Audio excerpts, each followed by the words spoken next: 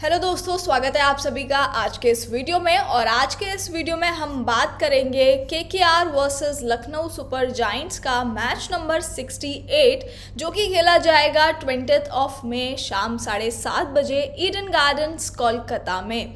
तो एक तरफ तो है लखनऊ सुपर जायंट्स जो अभी भी पॉइंट्स टेबल की रेस में आने के लिए स्ट्रगल लगातार उनका बरकरार है। वहीं दूसरी तरफ है कोलकाता नाइट राइडर्स जो 12 पॉइंट्स के साथ चल रही है और प्लेऑफ की रेस से तो बाहर ही हो चुकी है ऑलमोस्ट, क्योंकि अब केकेआर के चांसेस नहीं है। वहीं जीटी अपनी ऑफिशियली प्लेऑफ के लिए जगह बना चुकी है। सीएसके सेकेंड पॉइंट पर चल रही है, सेकेंड पोजीशन पर लखनऊ सुपर जायंट्स चल रही है 15 पॉइंट्स के साथ थर्ड पोजीशन पर। तो लखनऊ सुपर जायंट्स के लिए आज का मैच जीतना बहुत बहुत बहुत ज़्यादा इंपॉर्टेंट होने वाला है। तो चलिए इस मैच के बारे में हर एक डिटेल जानेंगे। उससे पहले चैनल पर अगर नए हो तो चैनल को ज़रूर सब्सक्राइब कर देना, और अगर वीडियो इन्फॉर्मेटिव लगे, अच्छी लगे तो लाइक ज़रूर कर देना। आगे चलते हैं और आज इस वीडियो में मैं आपके साथ शेयर करूंगी दोनों ही टीम्स के बारे में। पिच रिपोर्ट जानेंगे, वेदर रिपोर्ट्स, लास्ट मैचेस पर बात करेंगे, head to head, team analysis, team comparison, playing 11 जानेंगे दोनों ही टीम्स की, ड्रीम 11 पर बात करेंगे कौन से आपके टॉपिक्स रह सकते हैं, टॉस प्रिडिक्शन, और साथ ही जानेंगे इस मैच का 100% विनिंग प्रिडिक्शन भी। तो चलिए आगे बढ़ते हैं। सबसे पहले पिच की बात कर लेते हैं। ईडन गार्डन की पिच की बात करेंगे। सबसे पहले तो यहाँ पर बैटिंग पिच रहती है, रन्स काफ़ी ज़्यादा बनते हैं, यहाँ पर काफ़ी अच्छा स्कोर यहाँ पर टीम बैटिंग कर कर बनाती है। लास्ट मैच जो है वो वहाँ पर केकेआर ने पहले बैटिंग की थी, तो आप कह सकते हो इतना अच्छा स्कोर देखने के लिए नहीं बना, 150 के आसपास बना था उस मैच में स्कोर। लेकिन उससे पहले के आप जितने भी मैचेस देखोगे तो 170-80 तक ईजिली बनता है। यहाँ पर बैटिंग पिच रहती है, मज़ा आता है बैट्समैन को। साथ ही यहाँ पर फास्ट बॉलर्स काफ़ी ज़्यादा किफ़ायती रहते हैं, क्योंकि यहाँ पर फास्ट बॉलर्स को ज़्यादा विकेट्स मिलते हैं। एक अच्छा स्कोर आपको देखने के लिए मिल सकता है। पावर प्ले स्कोर की बात करें तो 48-53 बाउंड्री लेंथ है यहाँ पर 60-70 मीटर्स की। बहुत बड़ी बाउंड्रीज नहीं है, मीडियम साइज बाउंड्रीज हैं, तो काफ़ी मज़ा आने वाला है इधर के मैच में। आगे बढ़ते हैं और पेसर्स वर्सेस स्पिनर्स की बात करूं तो पिछले 10 मैचेस में 60% विकेट्स यहाँ पर पेसर्स ने निकाले हैं और 40% विकेट्स हमारे स्पिनर्स ने निकाले हैं। यानी कि विकेट्स तो दोनों को ही मिलते हैं, लेकिन फास्ट बॉलर्स थोड़े से ज़्यादा किफ़ायती रहते हैं इस पिच पर। अब हम जानेंगे दोनों ही टीम्स के रीसेंट फॉर्म, और उससे पहले मैं आपको बताऊंगी हमारे टेलीग्राम चैनल पर अगर आप नहीं जुड़े हैं अभी तक तो जल्दी से जाकर डिस्क्रिप्शन में लिंक दिया गया है, वहां से जाकर आप हमारा टेलीग्राम चैनल ज्वाइन कर सकते हो। हमारे साथ टेलीग्राम पर जुड़ने का सबसे बड़ा बेनिफिट, लॉस हुआ है आईपीएल मैचेस में तो रिकवर कराया जाएगा, प्रॉफिट अर्न करना चाहते हो तो प्रॉफिट अर्न कर सकते हो, सब कुछ आपको हमारे चैनल पर मिलने वाला है। और इस आईपीएल का हमारा टारगेट है 50 लाख का प्रॉफिट अर्न करना, जिसमें से हम 40 लाख का प्रॉफिट ऑलरेडी अर्न कर चुके हैं। तो market load information, live match में गाइडेंस दी जाती है क्रिकेट एक्सपर्ट्स की, सो ये वैलिड रीज़न है हमारे चैनल के साथ जुड़ने का।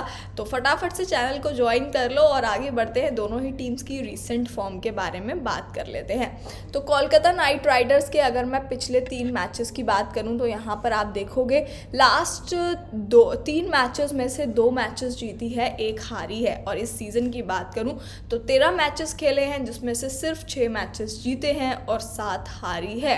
तो डेफिनेटली फ़र्क तो है ही ऑब्वियसली। और केकेआर का इतनी लो पोजीशन पर होना पॉइंट्स टेबल में 12 पॉइंट्स के साथ, तो परफॉर्मेंस तो इतना अच्छा नहीं रहा इस ईयर केकेआर का।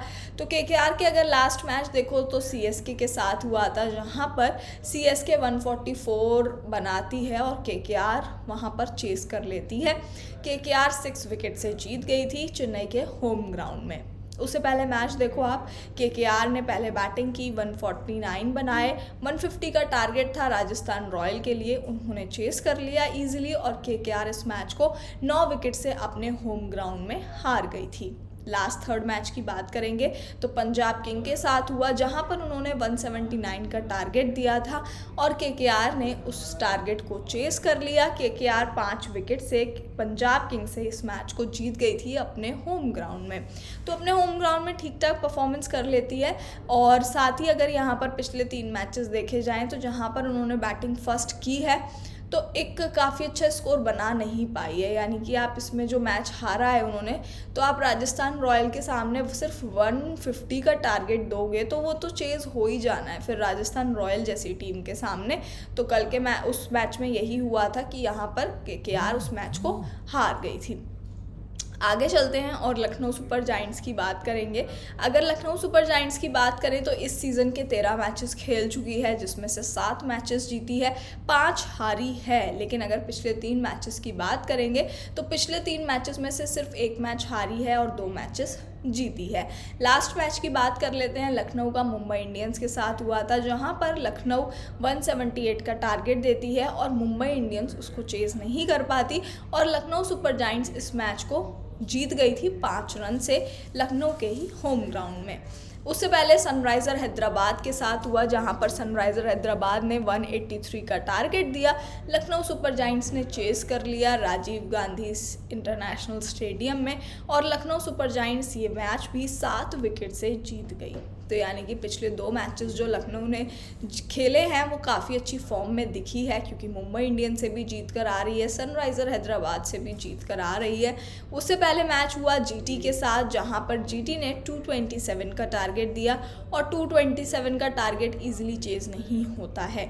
200 से प्लस टारगेट हमने इसमें चेज़ होते हुए देखे हैं, बट 227 का जब आप टारगेट दे रहे हो तो कल के उस मैच में भी यही हुआ था। लखनऊ सुपर जायंट्स सिर्फ 171 पर ही बना पाई थी और कहीं ना कहीं गुजरात टाइटंस की जो बॉलिंग है वो भी स्ट्रॉन्ग है, तो उन्होंने सिर्फ 171 पर ही रोक दिया और लखनऊ सुपर जायंट्स 56 रन से इस मैच को हार गए थे जीटी के home ground Narendra Modi stadium में। तो ये यहाँ पे मैंने आपको रीसेंट मैचेस बता दिए हैं दोनों ही टीम्स के, जहाँ पर लखनऊ सुपर जायंट्स बहुत अच्छी फॉर्म में चल रही है, क्योंकि लगातार 2 मैचेस जीत कर आ रही है। केकेआर अपना लास्ट मैच जीत कर आ रही है, पिछले उससे पहले मैच हारी थी। आगे चलते हैं और टीम कंपैरिजन की बात करते हैं। तो लखनऊ सुपर जायंट्स को ईडन गार्डन का इतना ज़्यादा एक्सपीरियंस नहीं है, एक तरीके से नई पिच कह सकते हैं उनके लिए, क्योंकि एक ही मैच उन्होंने खेला है और वो मैच भी हार गए थे, जहाँ पर एवरेज 193 रहा था, हाईएस्ट 193 रहा था।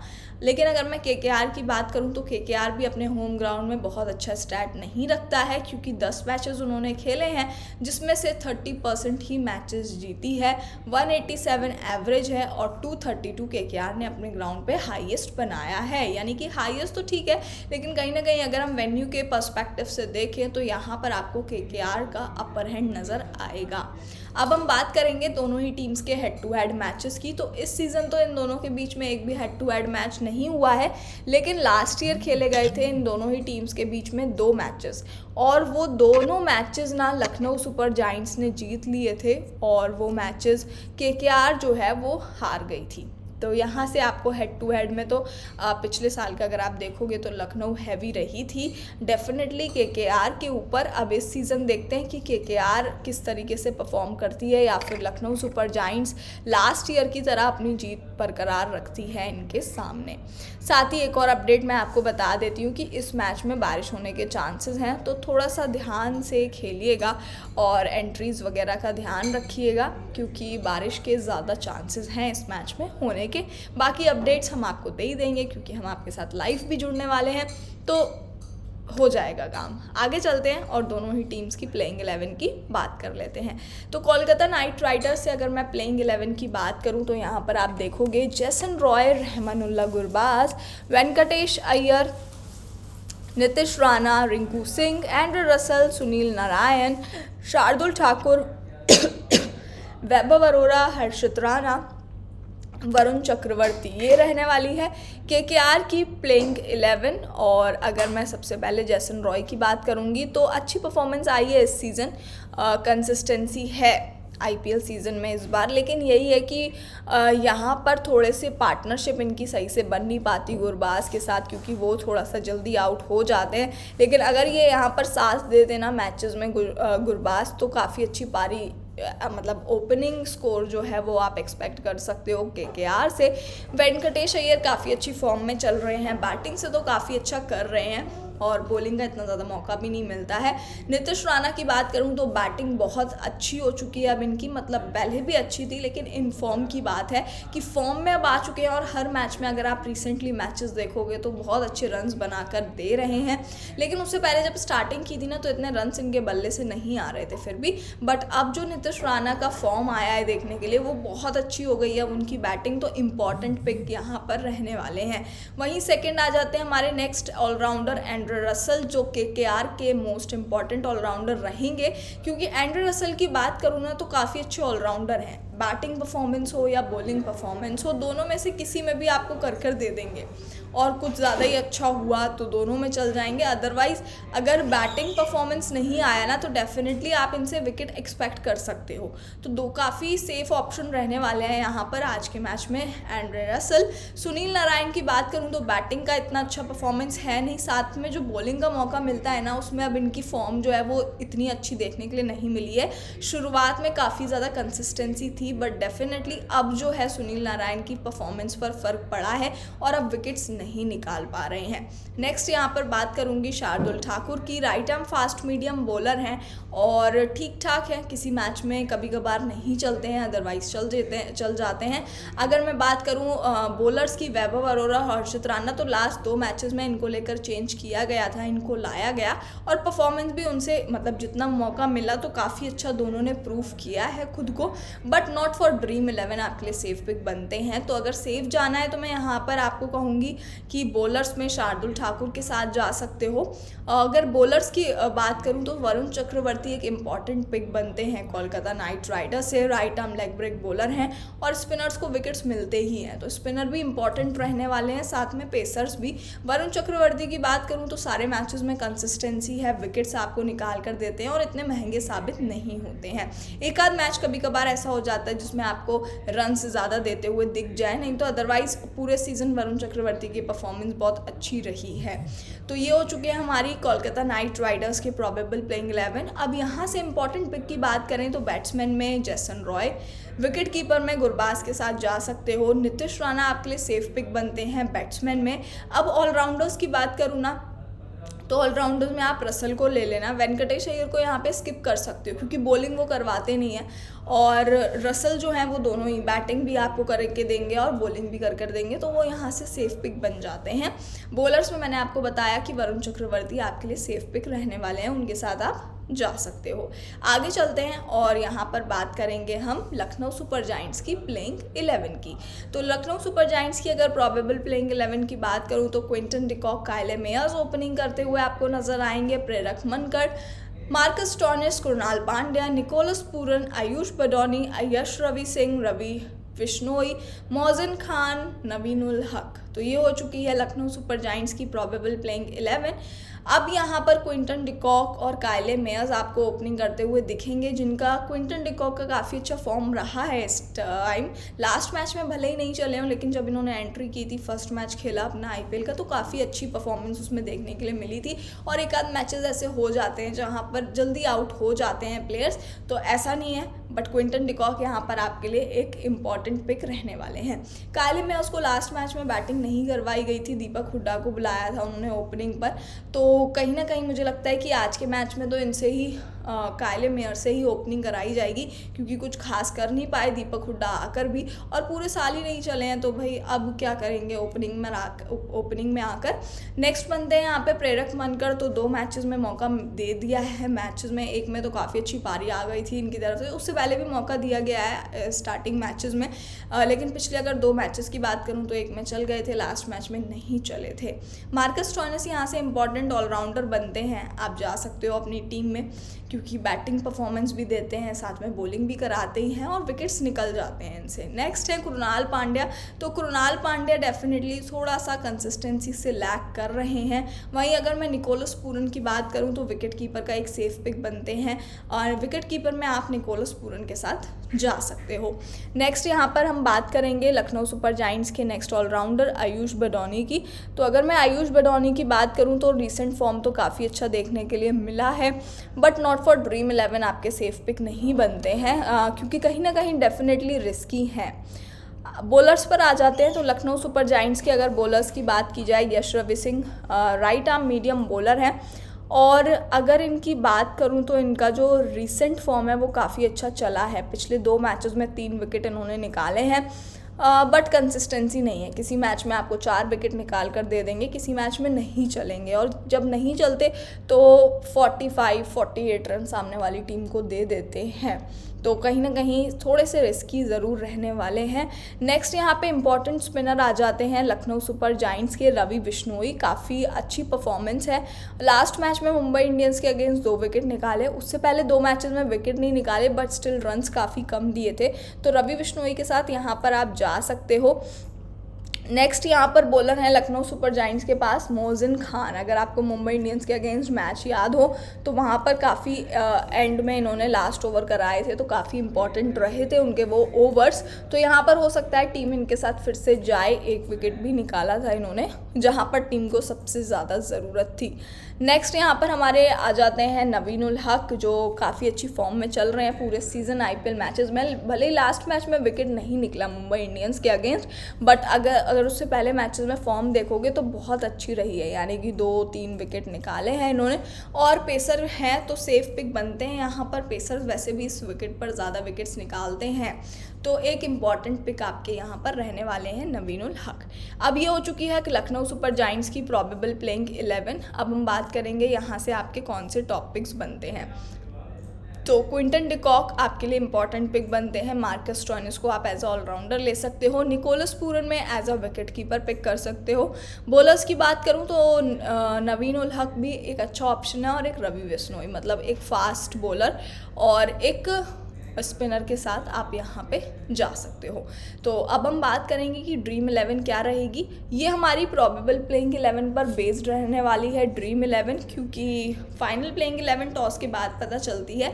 तो अगर मैं KKR versus Lucknow super giants की ड्रीम 11 टॉप पिक्स की बात करूँ तो विकेट कीपर में मैंने लखनऊ सुपर जायंट्स से लिया है निकोलस पूरन को। काफ़ी अच्छा ऑप्शन लगते हैं मुझे विकेट कीपर में, सेफ रहने वाले हैं। और KKR से बात करूं तो मैं रहमानुल्लाह गुरबाज के साथ जाऊंगी, 2 विकेट कीपर लूँगी। अगर आप चाहो तो सेफ जाना है, बिल्कुल भी रिस्क नहीं लेना है, तो निकोलस पूरन के साथ भी आप जा सकते हो। गुरबाज को यहाँ से ड्रॉप भी कर सकते हो। नेक्स्ट यहाँ पर आ जाते हैं बैट्समैन। तो मैंने 4 बैट्समैन लिए हैं। KKR से मैं नीतीश राणा और जैसन रॉय के साथ जाऊँगी। दोनों बैट्समैन काफ़ी अच्छी फॉर्म में हैं और इस पूरे IPL में अच्छा फॉर्म देखने के लिए भी मिला है। नीतीश राणा भले ही शुरू के मैचेस में रन्स नहीं बना रहे थे, बट अब काफ़ी अच्छी फॉर्म में आ चुके हैं। लखनऊ सुपर जायंट्स से मैं लूँगी क्विंटन डिकॉक को और काइले मेयर्स को। काइले मेयर्स को लास्ट मैच में बैटिंग करने का मौका नहीं मिला, बट इस मैच में डेफिनेटली टीम इनसे कराएगी। तो यहाँ से ये मेरे हो जाते हैं इंपॉर्टेंट पिक। ऑलराउंडर्स की बात करूँ तो एंड्रे रसल और मार्कस स्टोइनिस को मैंने लिया है। एंड्रे रसल मैंने आपको बताया कि आपको बैटिंग बॉलिंग दोनों से ही पॉइंट्स आपको देने वाले हैं। सेम ऐसा ही मार्कस स्टोइनिस के साथ है। मार्कस स्टोइनिस भी आपको यहाँ पर बैटिंग बॉलिंग करके करते हुए नज़र आएंगे। बॉलर्स की बात कर लेते हैं। लखनऊ सुपर जायंट्स से मैं लूँगी नवीन उल हक, रवि बिश्नोई को, और KKR से मैं जाऊँगी वरुण चक्रवर्ती के साथ, जो एक कंसिस्टेंट परफॉर्मेंस आपको दे रहे हैं। अब कैप्टन और वाइस कैप्टन, तो कैप्टन आज के मैच में मेरे रहेंगे क्विंटन डिकॉक और वाइस कैप्टन मैं बनाऊँगी मार्कस स्टोइनिस को। तो KKR versus Lucknow super giants का ये हो चुका है फुल मैच प्रेडिक्शन, और इस मैच में लखनऊ सुपर जायंट्स के जीतने के ज़्यादा चांसेस हैं, क्योंकि उनकी बॉलिंग अटैक स्ट्रॉन्ग है लखनऊ सुपर जायंट्स का, चाहे वो पेसर्स हों या फिर स्पिनर्स हों। साथ ही लखनऊ सुपर जायंट्स के जो बैट्समैन हैं वो काफ़ी अच्छी फॉर्म में चल रहे हैं प्लेयर्स। तो सबसे ज़्यादा जो आपकी मैटर करती है वो है कंसिस्टेंसी फॉर्म, तो वो लखनऊ सुपर जायंट्स की यहाँ पर डेफिनेटली काफ़ी अच्छी देखने के लिए मिली है। और अगर ये मैच लखनऊ सुपर जायंट्स जीत जाती है तो कहीं ना कहीं अपनी प्ले ऑफ के लिए जगह अपनी बना सकती है। तो ये हो चुका है इसका full match prediction KKR versus Lucknow super giants का। आप हमारे साथ लाइव में जुड़ना बिल्कुल मत भूलिएगा, लाइव हम आपके साथ जुड़ेंगे। तो चलिए मिलते हैं नेक्स्ट वीडियो में, तब तक अपना ध्यान रखिए। और चैनल पर अगर नए हैं तो चैनल को सब्सक्राइब ज़रूर कर लेना, वीडियो अच्छी लगे तो लाइक ज़रूर कर देना। साथ ही आप हमारे साथ टेलीग्राम चैनल पर भी जुड़ सकते हो, डिस्क्रिप्शन में आपको लिंक मिल जाएगा।